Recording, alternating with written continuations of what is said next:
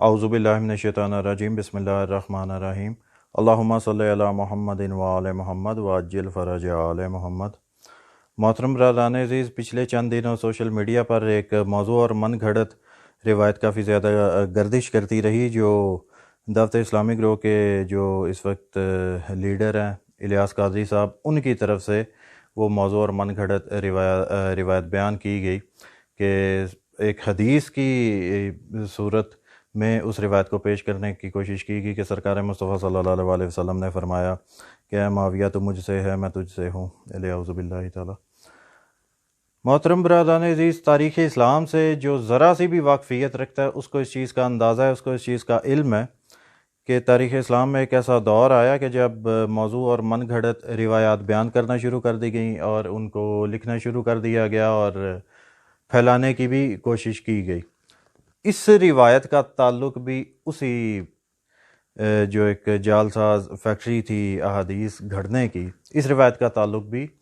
اسی دور سے ہی ہے۔ اور اپنی پچھلی سے پچھلی ویڈیو میں نے آپ کو ایک دعوت اسلامی کی ایک کتاب کا چھوٹا سا تعارف کروایا تھا۔ فیضان معاویہ کے نام سے انہوں نے ایک کتاب چھاپی، یہ روایت بھی اس کتاب میں بھی موجود ہے۔ اپنی اس ویڈیو میں نے آپ کو ایک روایت کی حقیقت آپ حضرات کے سامنے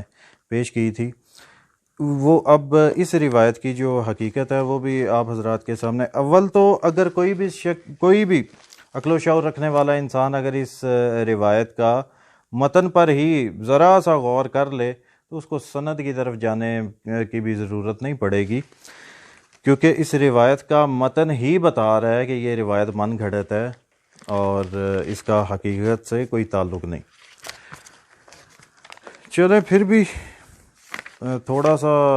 حسن ظن رکھتے ہوئے چل ہی جاتے ہیں۔ اس کتاب کے صفحہ نمبر 171 پر یہ وہی روایت ہے، یہ آپ خود پاز کر کے پڑھ لیجئے گا، آپ کے سامنے اس کے سکینز آ رہے ہوں گے۔ اور اس روایت کا جو مرکزی راوی ہے اس کو دیکھنے کے لیے چلتے ہیں۔ یہ میزان الاعتدال کی جلد نمبر 4 اور اس کا صفحہ نمبر 338 اور اس کی جو رقم نمبر ہے 5141۔ عبدالعزیز بن یحییٰ مدنی، یہ وہی شخص ہے، یہ وہی راوی ہے جس نے یہ روایت بیان کی تھی۔ اب میں تھوڑا سا شارٹ کر کے مختصر کر کے آپ حضرات کو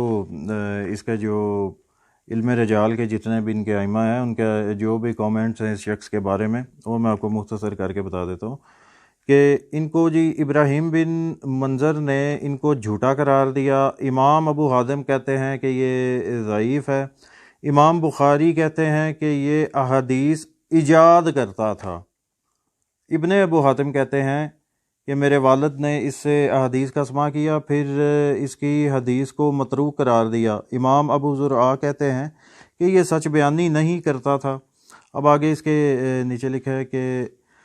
ابو مصعب سے اس کے بارے میں پوچھا گیا، یعنی ابراہیم بن منظر کے سامنے اس شخص کا تذکرہ ہوا تو انہوں نے کہا کہ یہ جھوٹا ہے۔ ابو مصعب نے اس کے بارے میں دریافت کیا کہ یہ سلیمان بن بلال کے حوالے سے روایات بیان کرتا ہے، وہ غلط بولتا ہے، میں اس کی عمر میں اس سے بڑا ہوں لیکن میں نے تو سلمان کا زمانہ نہیں پایا۔ اب مزید ضرورت نہیں ہے اس کی اور سند کی طرف جانے کی، جو اس کا مرکزی راوی ہے اس کا جو حال احوال ہے وہ آپ کے سامنے۔ برحال پھر بھی یہ امام حافظ ابن حجر اسقلانی کی یہ تہذیب التہذیب کی جلد نمبر یہ 4 میں اور صفحہ نمبر 213 پر یہ آپ خود ملاحظہ فرما لیجئے گا کہ یہاں پر بھی یہ اس شخص کا یہ اسٹیٹس بیان کیا گیا۔ اب یہ روایت تو بغض اہل بیت میں گھڑی گئی، اس بات میں تو شک کوئی نہیں ہے، اور خاص کر کے جو ہمارے مومنین حضرات ہیں، ہمارے جتنے بھی مومنین بہن بھائی ہیں، ان کو تو اس چیز کا علم ہے کہ یہ روایت مولا امام حسین علیہ الصلوۃ والسلام کے فضائل کے مقابلے میں یہ روایت گھڑی گئی، جیسے سرکار مصطفیٰ صلی اللہ علیہ وسلم نے فرمایا حسین و منی و انا من الحسین، حسین مجھ سے ہے، میں حسین سے ہوں۔ اب ساری بات آپ حضرات کے سامنے آپ کو کلیئر ہے کہ یہ معاویہ بن ابو سفیان کے بارے میں یہ روایت بیان کرنے کی ان کو جو ضرورت پیش آئی وہ صرف مولا حسین ابن علی علیہ السلام کا مقابلہ کرنے کے لیے۔ آج بھی جو اس طرح کی موضوع باطل اور من گھڑت اور بغض اہل بیت علیہ السلام میں گھڑی گئی روایات کو اپنی ضد میں آ کر یہ بیان کرتے ہیں، ان حضرات کی خدمت میں بھی میں یہ عرض کرنا چاہتا ہوں، بلکہ ان کو بتانا چاہتا ہوں، عرض کیا کرنا کہ مولا حسین ابن ابی طالب علیہ السلام کے مولا حسین ابن علی علیہ السلام کے مقابلے میں جو بھی آیا وہ مٹ کر رہا، وہ غرق ہو کر رہا ہے۔ جیسے کہ یزید ملعون کا آج کوئی نام لینا بھی گالی سمجھتا ہے۔ آج جتنے بھی یزید کے حامی ہیں یا جن کو شوق چڑھا ہوا ہے یزید کا دفاع کرنے کا، اتنی جرت ان میں بھی نہیں ہے کہ وہ اپنے کسی بیٹے کا نام یزید رکھ کے دکھا دیں۔ وہ پہلے رکھے جاتے تھے جب پوری دنیا کے سامنے یا اس کی جو حقیقت اصلیت تھی کہ وہ کس سسٹم کے تحت آیا یزید، تو تب لوگوں کو اتنا علم نہیں تھا۔ وہ پہلے کے زمانے میں جو لوگ تھے وہ رکھ لیا کرتے تھے، جیسے کہ ابو یزید بستامی نام ایک بڑا مشہور ہے، اور آج کے دور میں اس طرح کے نام کو یزید کو ایک گالی سمجھا جاتا ہے۔ اس کی وجہ یہ کہ وہ حسین ابن علی علیہ السلام کے مقابلے پر آیا، تو الیاس قادری صاحب یا جو ان سے پہلے چند ایسے حضرات گزر چکے ہیں کہ جن کو موضوع روایات بیان کرنے کا شوق ہے، ان تمام حضرات کو یہی کہنا چاہتا ہوں کہ جس طرح ابھی تو پھر بھی کوئی گنجائش چھوڑ دی جاتی ہے یزید کے جو والد ہے اس کے حوالے سے، تو آپ حضرات سے یہ ایک اب گزارش ہے کہ اس طرح کی روایات بیان مت کیا کریں کہ جن کا حقیقت سے کوئی تعلق نہ ہو، اور اس طرح کی آپ جب موضوع اور جھوٹی آج کے دور میں یا ہر دور میں یہ اس طرح کی روایات بیان کرنے والے کو بھی اس چیز کا علم ہوتا ہے کہ وہ جھوٹ بول رہا ہے، لیکن اس کا مقصد صرف فتنہ برپا کرنا ہوتا ہے، اس کے علاوہ اور کوئی مقصد نہیں ہوتا کہ جھوٹ بولنے والے کو پتہ ہے کہ میں جھوٹ بول رہا ہوں۔ ایک تو چلو یہ ہوتا ہے کہ اگر کوئی شخص ایسی بات کر رہا ہو یا ایک ایسی روایت بیان کر رہا ہو جس کا اس بیچارے کو نہ پتہ ہو تو وہ ایک علیحدہ چیز ہوتی ہے، لیکن ایک چیز کا علم ہونا کہ یہ سارا قصہ، یہ سارے کے سارے یہ جو کچھ بھی مواد اس کے اندر جمع ہے، یہ سارے کا سارا